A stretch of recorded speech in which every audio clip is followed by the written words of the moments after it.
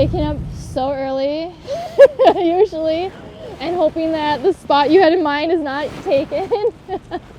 And I mean, the first thing is with these rivers, like, because primarily the coastal rivers, I should say, is looking at the flows. Like, sometimes you don't want to drive all the way out to a river and it be not fishable, and so that's a big part of the winter. And obviously we get a lot of rain, especially this winter. It's been really wet so far, and so just for safety too, you always want to check that kind of stuff. So I have a Spey rod, and it's a 12 feet 6 inches, sorry. And I started doing it immediately. It's like, that's just for me, like when you go steelhead fishing, and these rivers they're big rivers most of the time, and so it does allow me to cover a lot of water because it's swinging. And it's also, don't take any offense to this answer, but to me personally, it's way more fun than staring at a bobber. like I grew up bobber fishing, so take it with a grain of salt. But to me, right at this stage in my life, like, it'll be just quiet. You're hearing the water, and it's just you and your fly rod, and you're watching it swing. And when you do get a fish, I'm trying to explain the emotion, because it's so different when you catch a fish on a Spey rod versus a single hand or a conventional rod. You feel everything from the line twitching.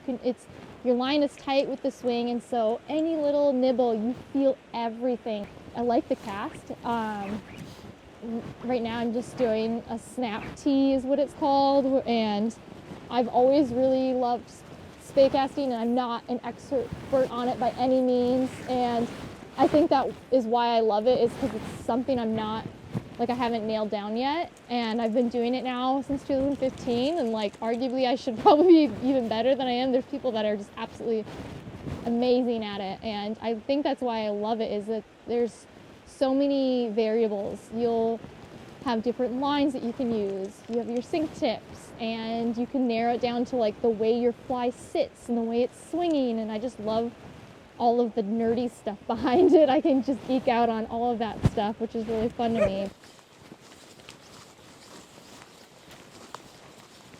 I am the second oldest of 7 daughters, so some half sisters, some step, but all girls, not one brother. And I was definitely more the tomboy in the family, and my dad, he's hunting and fishing his whole life. It's all the side of my dad's family.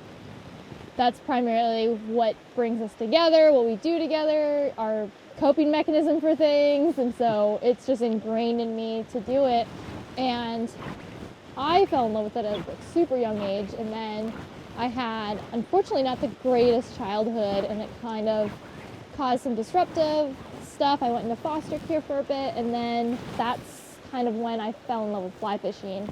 And because I grew up gear fishing and hunting my whole life and never knew anyone that fly fished. It's not huge in Minnesota, where I'm from, and so when I did find it was a point where I was about 22 and just needed something to claim as my own and be sort of forcing me outside, because it was just mentally wasn't like the best time for me. And so finding that, completely never touched a gear rod pretty much again, and it just was such a meditative thing for me, I guess, in the nutshell. And I grew up always catch and kill. Like, anything I would, you want to try and find the biggest fish, and you want to kill it, and you want to eat it, and that's like the full circle thing that I've always experienced. And so with fly fishing, I don't necessarily know exactly when it clicked, but I do remember just the feeling of when I caught this trout, how much work went into it. Like, I all winter studied the fly to use. I tied that fly, and I would retie it until it was perfect, and I put so much energy into catching this one fish. And so when I finally caught it, I was just like, the last thing I want to do is kill it right now. Like, we just did something together. I feel like this is just huge. And so that's kind of when releasing was like the first seed planted in my head.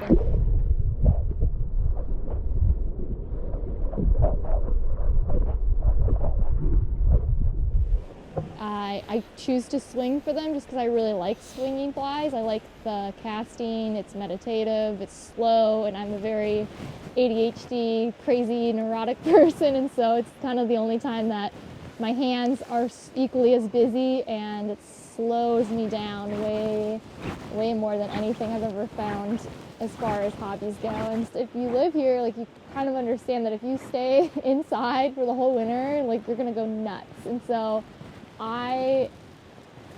not many people find something that gives them a reason to get up and get outside, and I'm lucky and fortunate and privileged that I found that.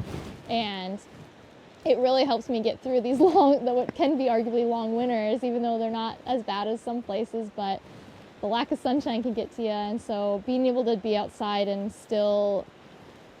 it's like kind of my only time that I really use a Spey rod like this. And so I look forward to that, the change of type of fishing I do. I really enjoy swinging flies, and it's just different when you swing for steelhead versus trout. Like, the feeling that you're gonna have going into the river, like, I don't think I'm gonna catch a fish ever. And so when I go trout fishing, I always think I'm going to catch a fish. Like, it's trout, I'm like, I'll catch one. And so the expectation's there. And with steelhead, that's gone. And so I feel like it creates less pressure. Like, I won't get ever frustrated if something's not working out on a certain fly or something. Half the time I'll just bring one fly when I go steel fishing and never change it. And maybe I'll change my tip, and that's about it. And so, like, I don't have to carry a bag on me. I love that. And it's just, you slow down so much. And a lot of people, like, they live such fast-paced lives, and so that slowdown is something I look forward to.